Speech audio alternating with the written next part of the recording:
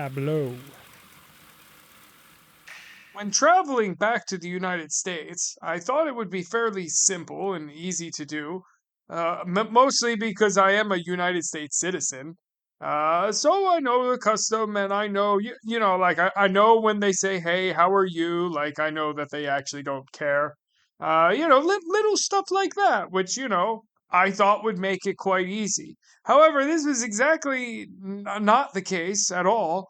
I had been out of the country for about a year by this point, and yeah, when I landed, I had just flown from Jordan, then to Egypt, then to the United States, and there was some election going on, I don't know. President, nothing too important. But anyways, when I flew into Newark Airport, well, first off, Newark Airport, you got some sour looking people in Newark Airport. I mean, how about a smile every now and then? I mean, will it kill you to smile? I get it that New Jersey's not a friendly place. I get it. I can understand. Like I said, I got the culture down. I got the culture down. But at the same time, can we smile? Like, would it kill you to smile? Anyways, I waited on the longest line ever. Mind you, I've been to Tajikistan. Okay, the longest custom line I've ever been on was entering the United States, and well, upon talking to customs, I thought it would be, pretty quick. I mean, I've been to many different countries, and normally they say, "Oh, how many days?" That's it. And you say, oh, 5, and stamp the passport and go. That's what it normally is like. I do understand I'm a little blessed as an American, but that's how it normally is for me. Well, I get to this person, and he's this big, bald, fat guy. Just like giant, bald, fat guy. And he starts asking me some questions. And at first, they're the normal questions, right? How long have you been out of the country for? Where were you before this flight? Fairly normal questions. And I'm answering it. I think I'm doing a good job. I mean, I think I'm passing the test. But then he starts flipping through my passport. And, my passport's got some weird places. He's flipping through, he's seeing, China, he's seeing India, he's seeing Tajikistan, Uzbekistan. And then he looks at me, dead in my eyes, and he goes, Sir, have you been to Iran? And now, first off, tell me you're an idiot without telling me you're an idiot. Say Iran instead of Iran. But, anyways, I said, well, no. And you do have my passport, which he did not like, and I kind of get it. I kind of get that he didn't like that. So the interrogation continued. He asked me how much money I made. I told him, and that seemed to be the question that was totally triggering. He says, "Sir, I need you to step aside. I cannot process you into the country." I was like, "Oh my God." I mean, I have a US passport. This is my country. So to say that I was surprised was, an understatement. I mean, this is my country. Like, what the heck is this about? I've been to 20 countries and none of them are like this. So, anyways, I go into a smaller room and immediately I just know. I know exactly what this is, okay? This is the room where they racially profile people. And let me tell you, I did not fit in with that room. Let me tell you, okay? You got a bunch of, wonderful Mexican people, perhaps Hispanic, I don't know. And then you have, a bunch of Middle Eastern people. I was flying from Cairo, so, all the people that they were profiling there. And then you had me. What was I doing there? I don't belong here at all. Anyways, so I sat in the room and I sat for, probably like 30 minutes. And at one point, first off, all the officers there are like bilingual. So they're like, speaking Spanish because this is the racially profiling room. And then eventually this scrawny little white guy just goes, "Excuse me, do we have a Mr. Blah, blah, blah? I was like, oh, that must be me. It's definitely not the guy next to me, Ibn Muhammad, whatever. Like, that must be me. So I went up and I talked to him, and he brought me into now a smaller room. So we've gone from the customs room to the racially profiling room, and now we're at the interrogation room. And at the interrogation room, uh, he was fairly chill, but he was thorough, man. He was, how long have you been out of the U.S.? If you were to rate the countries that you've been to, which one's number one? Which one's, the least, the worst? To which I said Tajikistan, and I said, it's a little explosive there. That was the feel I got, at least, which is probably not a good thing to say to an American customs officer. But anyways, and then he was like, can you list your travel? Which I did, and he wanted my bank accounts, foreign bank accounts, social media, all this stuff. And at one point, I got kind of annoyed with him, and I said, look, I know you're doing your job, but at the same time, I have a U.S. passport. I mean, I've been to a lot of countries, and none of them are like this. And that did not deter him at all. I mean, he kept me there like 20 minutes after that, just grilling me with questions. He was like, well, who's picking you up today? I was like, no one. He was like, oh, well, why is that?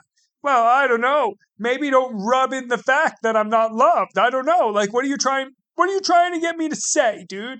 Like, what do you mean? I don't know why they're not picking me up, okay? I'm taking an Uber. Anyways, so after a while, he says, okay, go back to the racially profiling room. Which I did, and I waited another 20 minutes, and then I guess they figured that I wasn't, a terrorist, or, or maybe just the fact that I did not belong in that room at all. I mean, at all. So anyways, I got into the U.S., which was not that easy, but, I got in, and I immediately called an Uber. First thing, America in the winter is ridiculously cold. I mean, just ridiculously cold. I mean, it's just slapping the face. I'm coming from Egypt, which, I mean, it's not hot in the winter, but it's, it's not like New Jersey, New York. Anyways, and I called the cab, and mind you, I've been out of the U.S. for a good amount of time at this point, and it was just after a presidential election, a minor one, and I get into the Uber, and it's this Cuban guy. Uh, And we were talking, and he just starts shouting at me about how much he loves Donald Trump, which is great. I mean, I don't care either way. Like, I don't even live here, dude. Like, you live here. I don't. It doesn't really affect me, my man.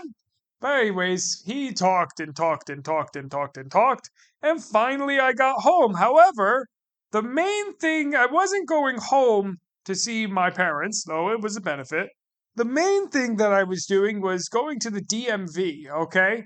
When I went to the DMV, the levels of incompetence that you see at the DMV are just unreal. Like, unreasonable. First off, when I walked into the DMV, okay, the first sign that you see says, everywhere is understaffed, right? So be nice to the people who are here. That's not true. Not everywhere is understaffed. So why are we just accepting this? Like, no, that's not true. It's not true that everyone's understaffed. Anyways, so I went there, and you fill out a bunch of papers. Let me tell you, to get a driver's license, I mean, you honestly need to give them your life at this point. I mean, I had to do a birth certificate. No, not a birth certificate. Social security card.